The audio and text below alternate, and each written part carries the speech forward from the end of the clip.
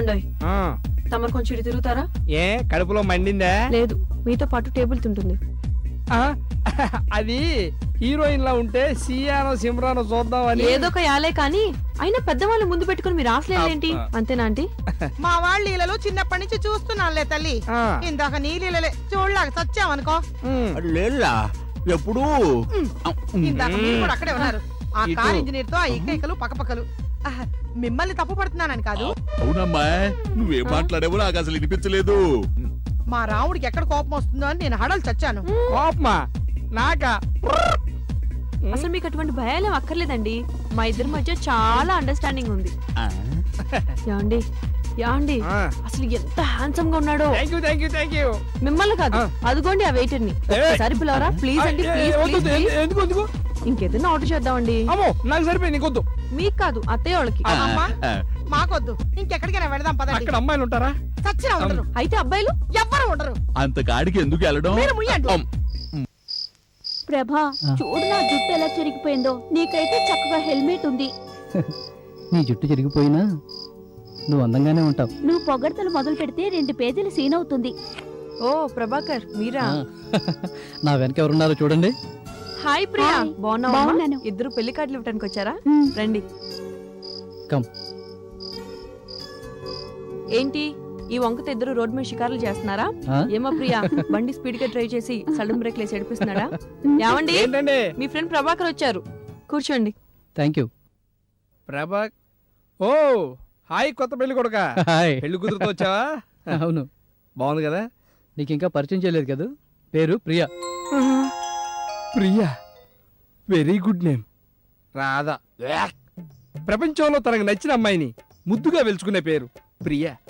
Very good name. పేర్లో ఏముందిలేండి. నీ పేరులో కాదు, ప్రియా చక్కటి సాంబార్ లాంటి పేరు. నీలాంటి అందమైన అమ్మాయిలకి ఇలాంటి పేరు. ప్రియా, నిజంగా ప్రభాకర్ లాంటి అందమైన భర్త దొరకడం నీ అదృష్టం. పూర్వజన్మలో బంగారు పూలతో పూజ చేసుకుంటే గాని ప్రభాకర్ లాంటి అందమైన భర్త దొరకడు.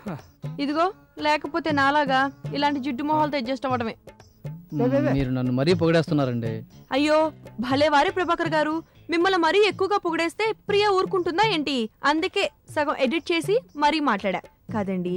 రైటర్ గా నీకు మంచి భవిష్యత్తు ఉంది, సినిమాల్లో ట్రై చేయి, ఇక్కడ కాదు.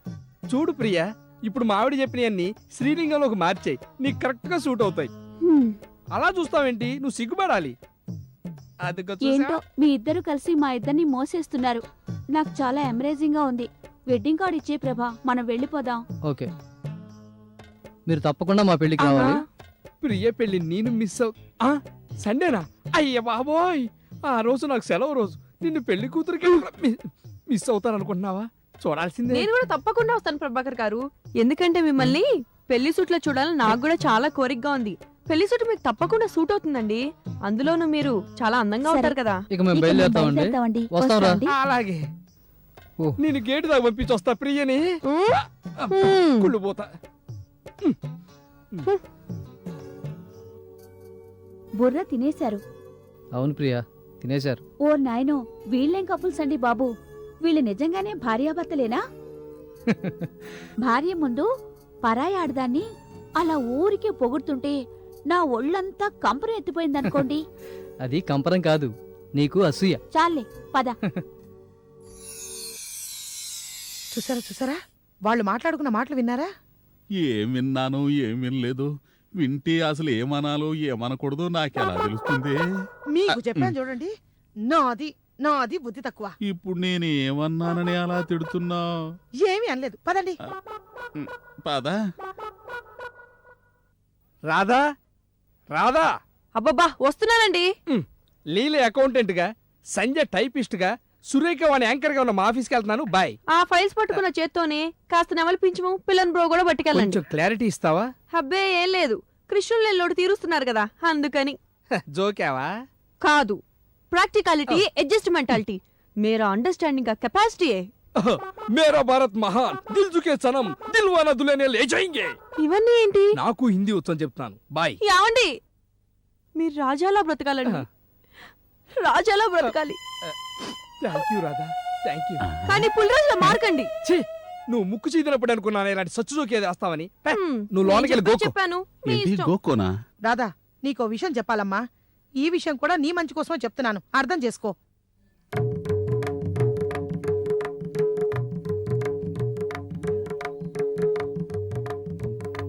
నేను చెప్పేది కూడా అదేనమ్మా.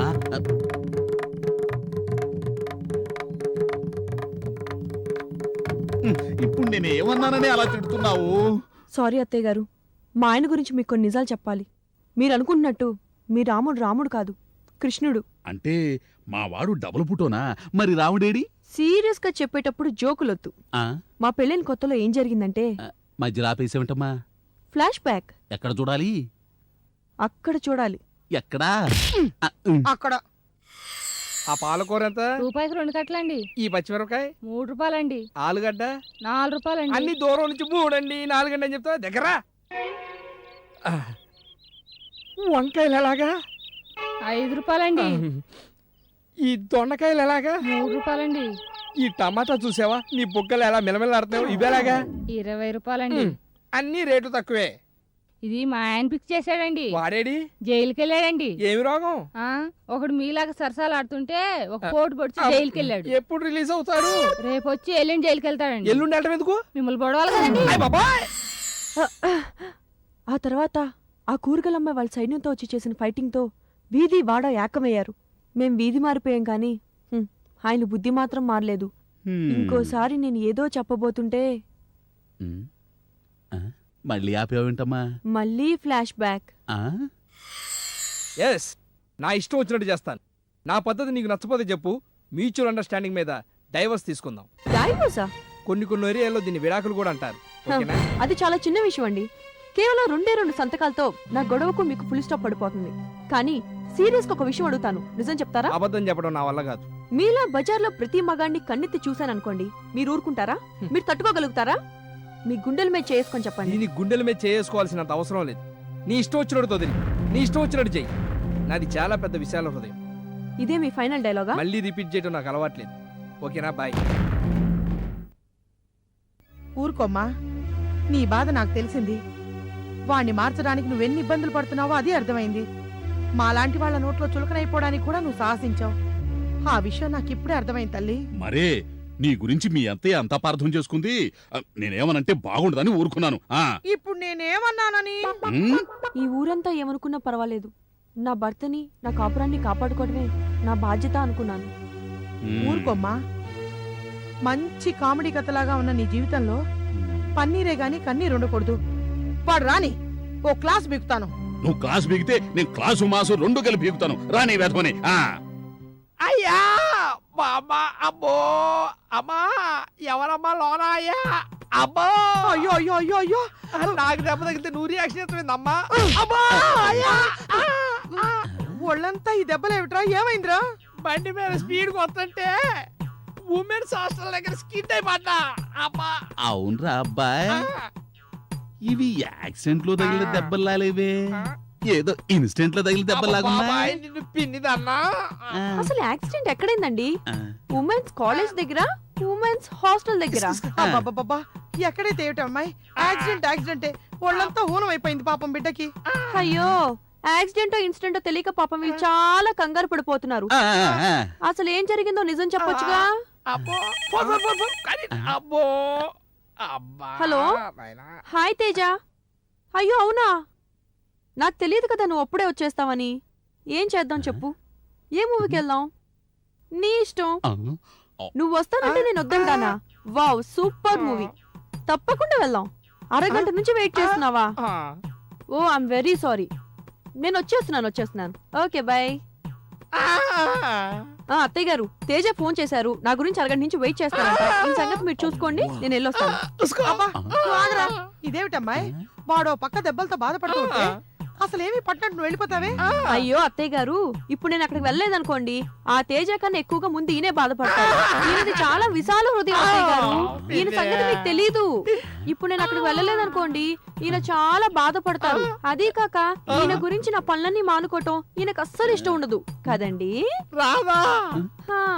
అత్తయ్యకి మావయ్యకి మీ సంగతి తెలియదు కదండి, అందుకే పాపం కంగారు పడుతున్నారు. ఇది మా ఇద్దరికి కొత్త ఏం కాదు అత్తయ్య గారు, మీరేం భయపడకండి. రాధా, ఏం మీ బాధ? రాధా, నన్ను క్షమించవా? చా ఊరుకోండి, మీరు అలాంటి పని ఏం చేశారు? అయినా మీరు ఏ పని చేసినా విశాల హృదయంతో చేస్తారన్న విషయం నాకు తెలియదా ఏంటి?